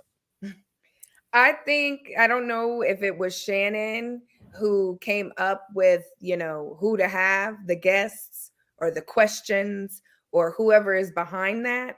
But I will say he definitely has a great thing going. Kudos to Shannon. I like Shannon personally, regardless of what anyone has to say about his personal life or how he dresses. And I can appreciate the episodes because it's like, whichever side you take after hearing each individual speak for themselves, they're giving their perspectives on a lot of things that have been a little bit controversial and that we've kind of seen in the media. And these cats are wanting to be on the episode to speak their mind and to tell their own story and their own side of the story. So I love what he's doing. Randy T, talk to us. Hey, look, I think we can talk about, the things, the content that happened inside of the episode is a whole nother subject. But, I think I'm glad that because how he left Fox to see him have this success. Because I think it is always like unilaterally is looked upon that we always need the others for us to be successful. And if, we can't work with them, then all right, you can't work nowhere. And I love that, when it's other black men who have success, who reach out and be like, look, I got you, because I'm in, like, no mistakes, they still run the show. But for us who are in there and we have circles of influence that we utilize it, when it's another black man who needs it, right? And then that's what's paramount. That is the biggest story that we need to see here. That, you know, if that wouldn't happen, we don't know if this Cat Williams episode would have went on like that. But at the day that Fox was no longer there, you know what I mean, Stephen A stepped up and was like, look, I'm with ESPN, who, you know, who Fox want to be, who Fox Sports want to be. Like I am, and right now, Stephen A is the highest paid at ESPN, right? Black man, get the bag, black man. Right. So, and he called another one out. He's like, man, look, I got you. Come on, like, we'll figure it out. And he just called the powers that be, and they brought it together, man. And I love it. You know, the controversy that's come around it, I still love it, because controversy still brings money. Like, you was talking about somebody talking about you on the podcast and you ain't like it. Why not? Like, that she gave you free publicity. Like, I don't care what you say. You know what I mean? That's free publicity. Like, now somebody might be Googling you now. You know what I mean? Like, who's she talking about? You know what I mean? And now it might bring views. So look, all publicity is good. And I see, like, look at all the interviews, the sidebar interviews that came out of this. That all the people who wanted to rebut the stuff that came. That's why the numbers are still growing, because people still hearing it and people coming up with new perspectives about what happened. It's like, oh, he talked about this, he talked about that. Let me go back and watch the original. The numbers are still going up. You know what I mean? I still haven't watched the whole podcast myself. It you know what I mean? But I've heard enough bits and pieces. I felt like I have. Right? 61 million. 61 million views and counting. And then Cat just went on Joe Rogan's podcast, and they were at like 10 million or something.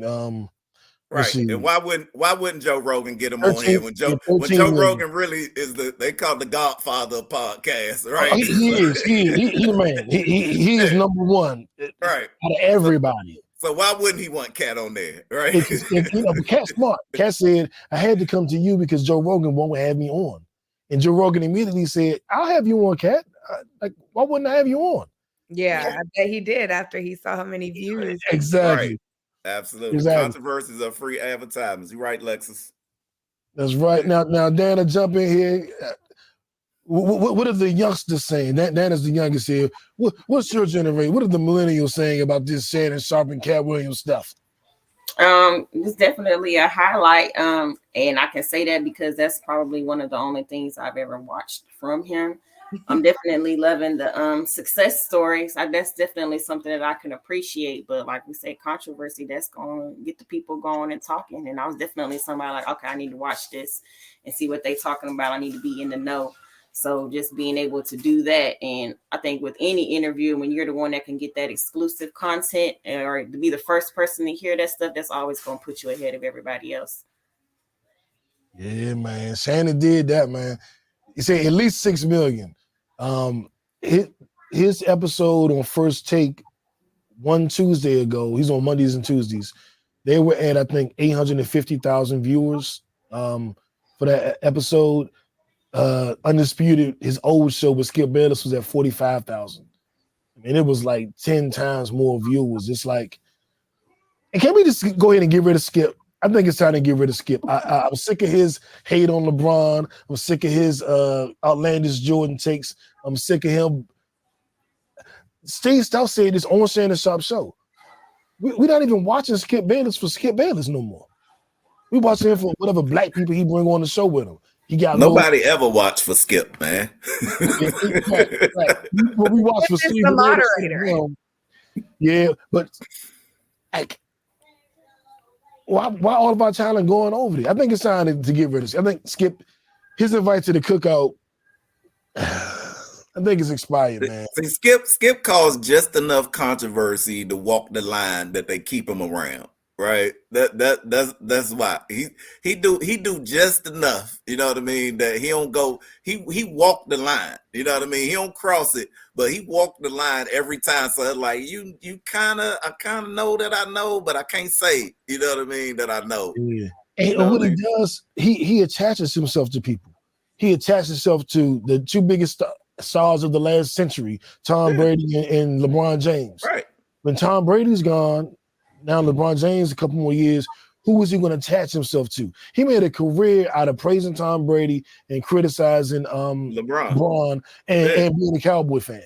A whole fucking career off of those three things. I'm going to praise the Cowboys, I'm going to praise Tom Brady, and I'm going to tear down LeBron. And people going to tune in every goddamn day.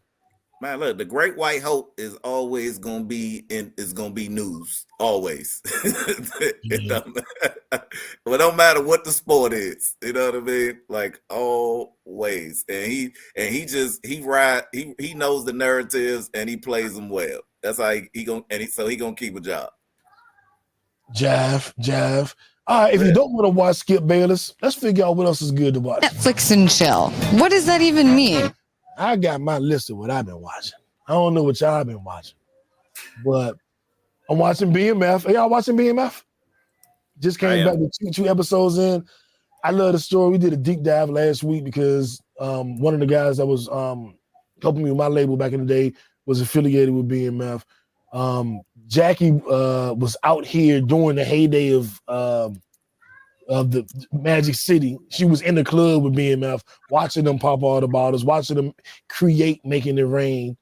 And so we had a long, deep dive on BMF, the series, and Big Meech allegedly getting out of jail next year. He gonna bring the city out too. Man, we're gonna be there. We're gonna be there covering for the podcast. Not me. I'm scared to go to that city. They still shooting up there. Magic City? Nah, Big Meech, if he in Detroit. Oh yeah. Well, he gonna bring Atlanta out. He coming to it. It's about to be Atlanta. Oh, I hope so. I'll come see him in Atlanta, not Detroit. Yeah. Because you got to think, man. Like, all the rappers he helped along the way. I was wondering, like, man, how much of his money did he actually get to keep? And I'm so curious about that because we don't know. BMF was ridiculously rich. They weren't like, they were the 1%ers. So how much money did Mitch actually get to keep? And what if he's totally broke right now? His son got the TV show. It's his life story. He making money off that. 50 got him. Lil Me said 50 is like my second father. So 50 got him. With T.I., all the Atlanta rappers going to give him a care package as soon as he get home. I'm looking forward to seeing it and seeing what his message is, seeing what kind of messaging he has. Once he gets out. I doubt that he's broke. And I know that once he gets out, he's going to run up a bag because do you know how much people are going to be willing to pay to do interviews with him? To have him out, to have him involved, like it's going to be crazy. Cause like I have friends who, I was kind of sort of hanging with the sub BMFers, more so my age. But then I have homegirls that was hanging with Meech and hang like they were in the clubs with the crew and they know what it was like. And so I just say all that to say, I doubt that he went in there and that he's coming out with nothing. I highly doubt that. I highly doubt it too. I hope that that's not true. I hope everything you said is correct because I've been rooting for Meech and them. When my boy was like, you gotta, BMF in Atlanta, they doing it. I was like, I don't know what that is. He's like, yeah, he used to give me all the lingo. My other boy, I don't know what that means. Mob. All right, man, you gangster find me out. I don't know what the hell going on in Atlanta, but yeah, let's go to Atlanta one day and meet him if they can help us with the record label. And then, of course, all the indictments came and everything happened. But I never forgot the name. When Meeks put out his documentary while he was on the run, I got that documentary and I watched that shit 100 times. Like, this is who you wanted us to meet? Like, God, like these motherfuckers is doing it bigger than anybody. Like, what the fuck? Like, this is what y'all was doing in Atlanta? Like, God, like it blew my mind. All the stories, like, they had a damn billboard. A drug dealing crew had a billboard.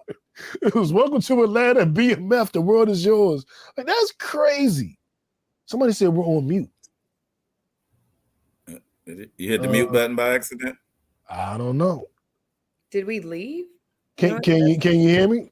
If you can hear me, somebody type something in the comments because I don't see that I'm on mute. Me neither. Yeah, I don't see it either. Can y'all let me see. So I'll type, can you hear us? No, we good. We good. I don't know. We good.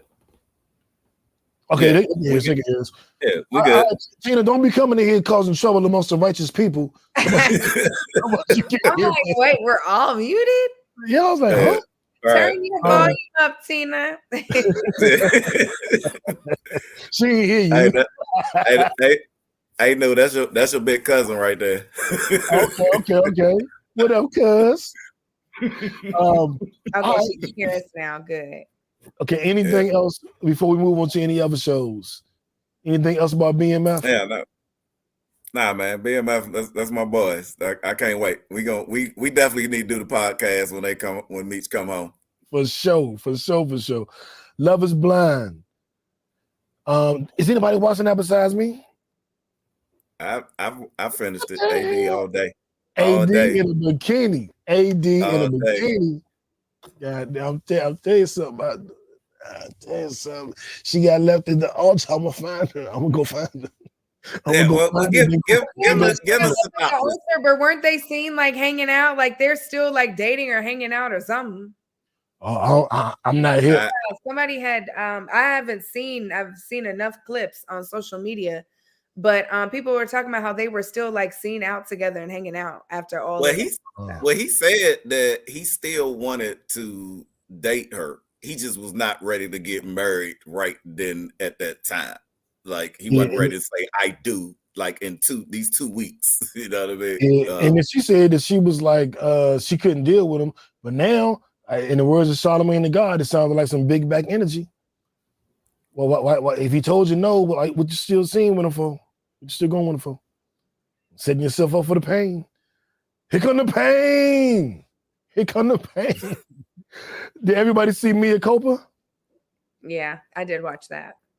What were your thoughts on Mea Culpa? I think, we all have to understand and we all have to, the POV has to be, it's a Tyler Perry movie. And for a Tyler Perry production, I think it was pretty good. And I was very impressed by Kelly. It looks like that she definitely required her own stylist and her own hair because everything was on point. You know what I'm saying? Won't no Tyler Perry wigs on that movie. I liked it. And I guess for the most part, the plot, like I liked where it was going. It eventually, just like every other Tyler Perry movie, like it kind of sort of spirals and you're able to pick up quickly on what's about to happen. But I still enjoyed watching it. I'll say that. I enjoyed watching it. I did too. It took me, I had to watch it like 2-3 times because I kept cutting it on. Like I couldn't get past a certain point. And then I finally watched it all the way through and was like, this wasn't that bad, man. Like this was okay. Like I especially like the ending because I didn't see the ending coming until the ending. So really? Not because they kept like, and then this. Oh shit. Okay, I saw that. But then this. Oh, well, wait a minute. And then this. Well, goddamn. And then this. Oh shit. So they fooled me a little bit. Maybe I wasn't paying attention enough. Yeah. Usually my goal with a movie is, can you fool me? I don't care. Most times if you fool me in a movie, you have to lie. You have to say the wife died on Tuesday. We all saw the body. And then at the end of the movie, they're like, well, when we looked, we saw a body. And it's like, usually in movies or TV shows, you have to literally lie and then change the scene because my mind's, is so sharp. Misdirection. Yeah, exactly. But I'm not a big Tyler Perry. I have no real interest in Tyler Perry movies except he black and I want to support him. But I've never seen Medea. I'm not watching that shit. That ain't for new. I ain't gonna lie. I be watching all of them knowing what I'm about to get, but I watch from a lens of knowing what I'm about to get. So I do enjoy it. Like I like Sisters. I like Zatima. Like I like Tyler Perry Productions, but you got to understand they're Tyler Perry Productions. Sisters is a TV show, right? Like with Mom, yeah, it's a TV show. But like with the Mom, I don't want to spoil it in case nobody's seen it. I caught on. I hadn't seen it. But nothing would surprise me if about because Tyler Perry joints are always predictable to me. Yeah, but I caught on to that kind of early. Okay. And after I caught on to that, it made it. I don't know if it was just me or if it was catch-onable, but once I caught on to that, I was like, okay, I see where this is. Like I was like, oh, okay, I know what's about to happen, but I still really appreciated the acting from the two main characters. I did. So this did a really good job. I hope she gets more. Like, I hope she starts going into that lane because I was really impressed. Yeah. You know, I love Beyonce to death as a performer, but it was giving more actress than my girl B was. Kelly did a little bit better. Okay. Yeah. Now Kelly did good in the last movie. I saw her in another movie. I thought she'd be in more stuff. It was a little horror joint. What other movie was she in? Remember, it was a horror movie. She was in the joint, and she wasn't bad in that. I forget. It was one of the Halloweens or something. I think she was in it. But she wasn't bad in that joint. And I was like, I thought I was like, she might go down this lane. This was after, the little group had broke up after they was done. So I was like, yeah, she might, this might be her new lane. But hey, it might be. It might be. That's one of the number one movies on Netflix. So it might be. I ain't saying Kelly much. is so pretty. Like that, not even just pretty. She is beautiful. She is she natural too. She look natural beautiful, right? Gorgeous, yeah. She is. I ain't gonna lie. My boy always, we always send it. I send Salima, he'll send Kelly. I'm getting that's your only fan, girl. Yeah, my only fan girl. I'm getting the range. But anyway, I mean, having said the views of the host do not necessarily reflect. Hey, but look, this is what I say about Tyler Perry. Tyler Perry movies are like the Fast and the Furious movies. That's how I see it. Like, when you go to see the Fast and the Furious movie, you know what you're going to see. It's just going to be ridiculous stuff done with cars. Like, if you going in there looking for great plots and all that good stuff, like, this is not what this is. Like, it's they just doing crazy stuff with cars. Like, and if that's what you want to see, that is the franchise. And I feel like Tyler Perry knows his audience, right? And he played, he does like a good politician does. He played to his base. So everything that he do is gonna be right in that lane. I've seen like 3 Tyler Perry movies, and none of them were Medea. So You seen them all. Just put Medea in. Just insert Medea in what you seen. Okay. But I want to support him so bad because I love everything he's doing. I support him. The Black Hollywood. I ain't watching no damn Medea. I'm not watching that shit. He got the only Black Hollywood studio, period. Like, he's the only one. 50 Cent just opened his. Man, we got 2 now. We got 2. We'll see. I don't know about 50s yet. 50's gonna have to sustain some stuff. Tyler has done like major motion pictures out his joint. Like 50 gonna do some Stars series. Like, let me sit on my side. I ain't knocking it. I'm not hating. Gatekeeping.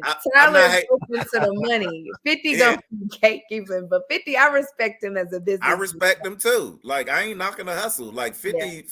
I feel like if I was in the game, I feel like I'd be moving like 50 be moving. Like when they took up, I think I probably would. Hey, like that already.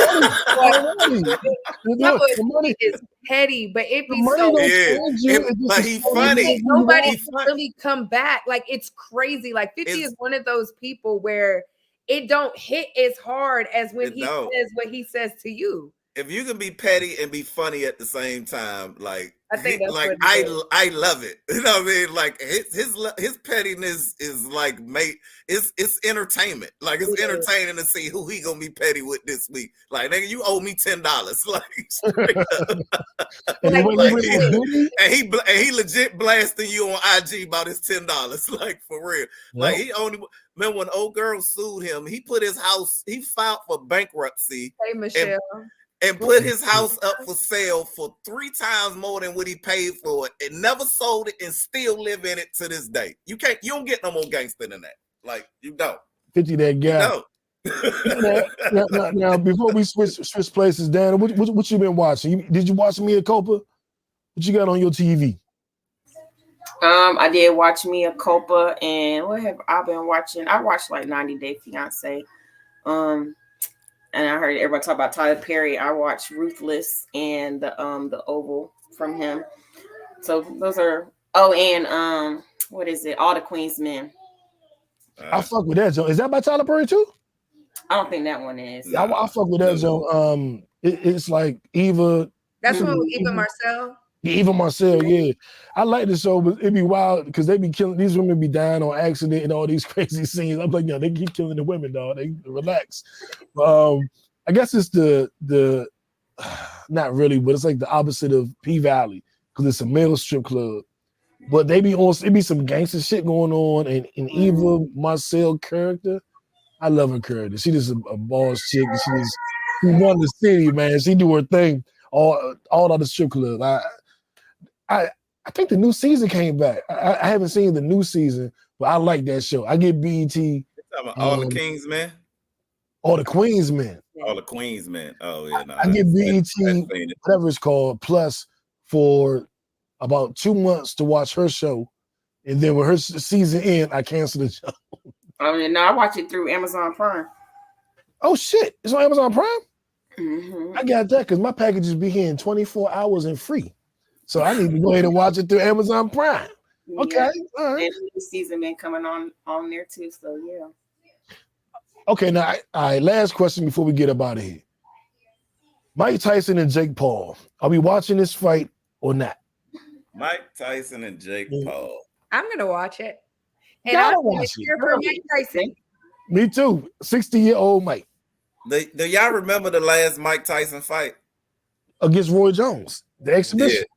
Right. Do you remember the fight? Was that Did the you one watch? whose ear did he bite off? That was Evander Holyfield. That was like 20 years ago. Yeah, that was this was a little more recent. But do you remember the Roy Jones and Mike Tyson fight? Yeah. Was that not the worst thing you ever saw?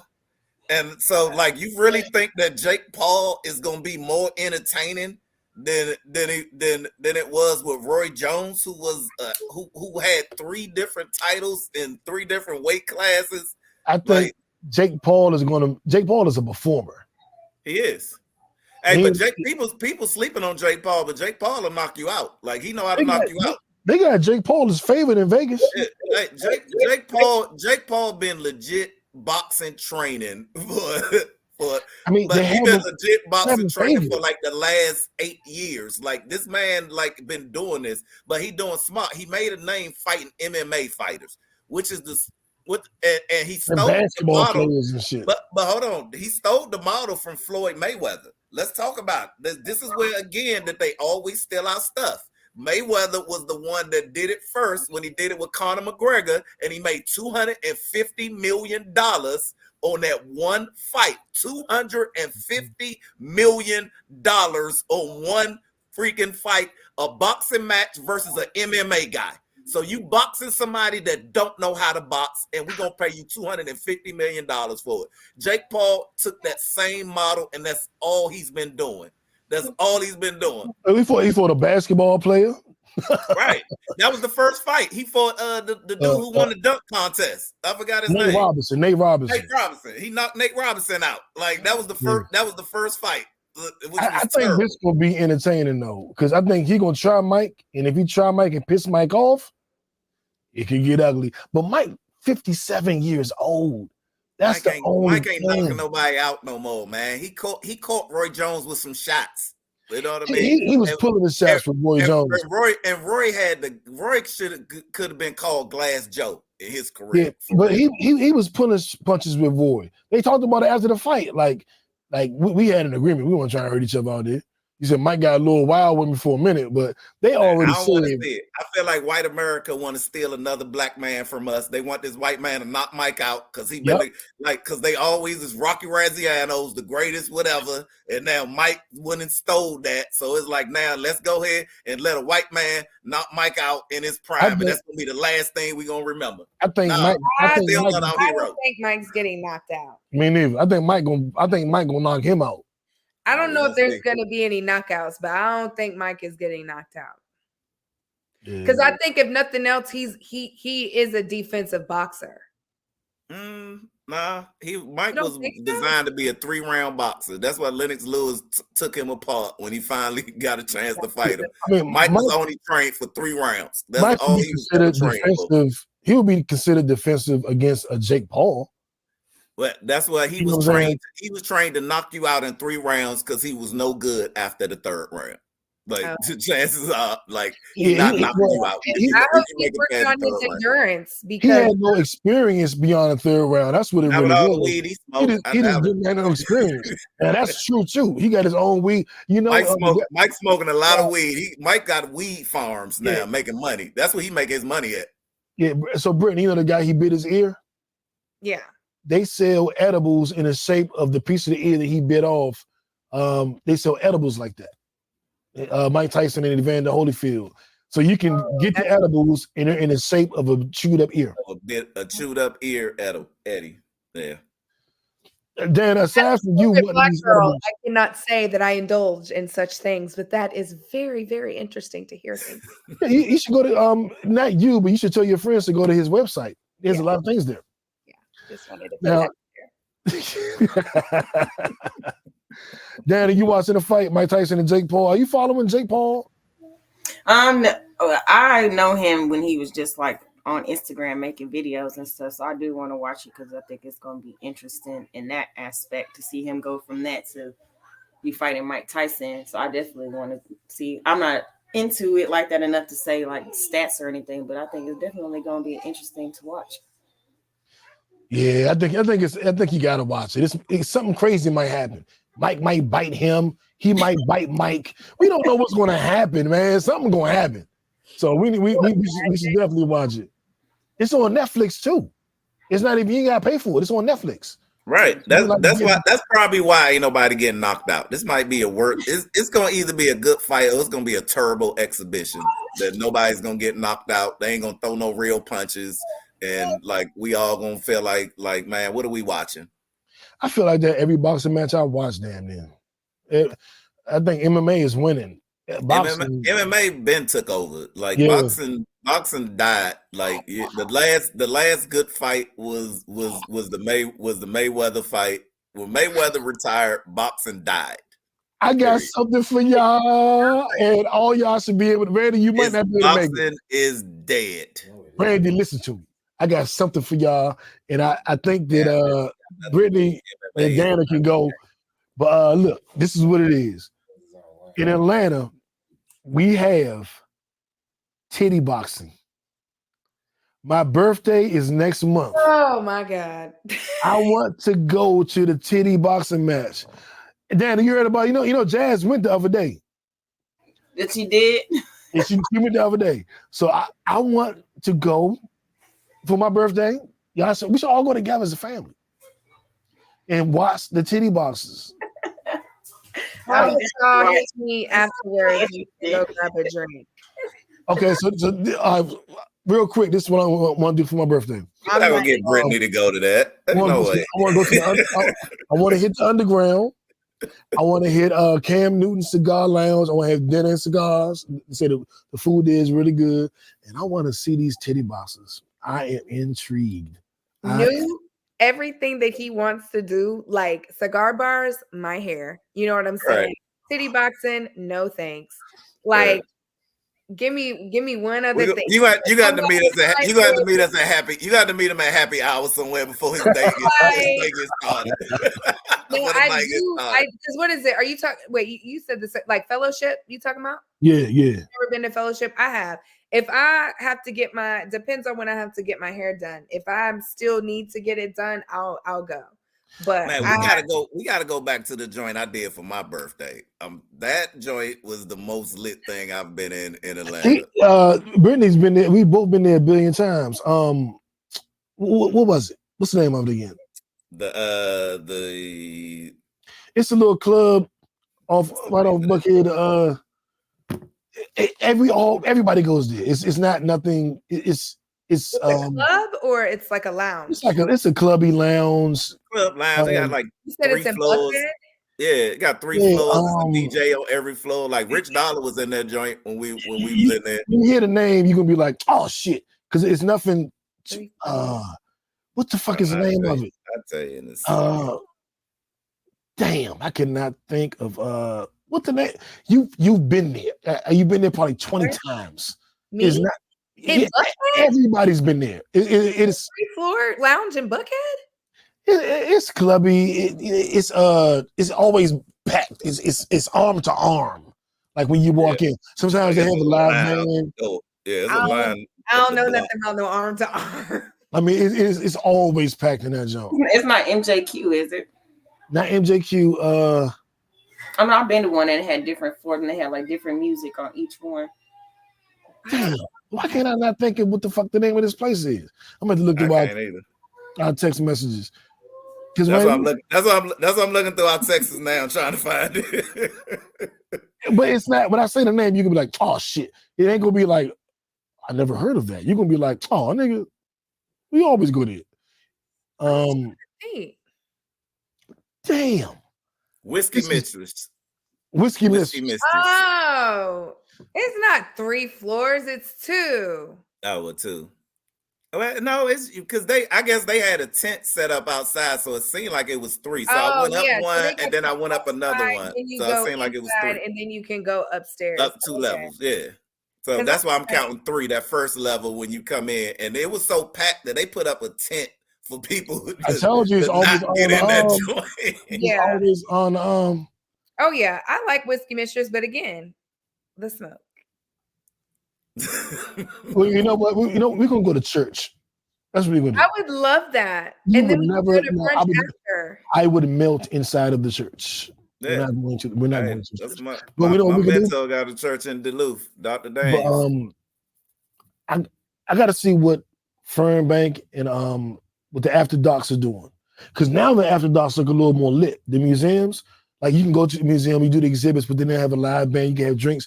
The last time I saw a video from that, last time I went my birthday a couple of years ago, it was very sexy. We was, walking around on nice little shit, watching motherfucking Basquiat notebooks. The last time I saw it on Instagram Live, they was in that joint swag surfing. I was like, it has changed some. It is not the classy event that I went to. All the floors, swag, we surf. I was like, y'all was swag surfing at the Fernbank Museum? Jesus Christ. I want to hear, we'll figure it out. But yeah, it's gonna be lit. Anything y'all want to add before we get up out of here? So welcome to I'm good. All right, Brittany, any last thoughts before we bounce? Before we bankhead bounce? No. Dana Doll, any last words before we get up out of here? No. All right, well, as we do every week in our wonderful game of Uno that we invite you guys to, I want to say skip you, reverse you, draw 2, draw 2, draw 2, draw 2, draw 4, Uno. The color is red. We out. Peace.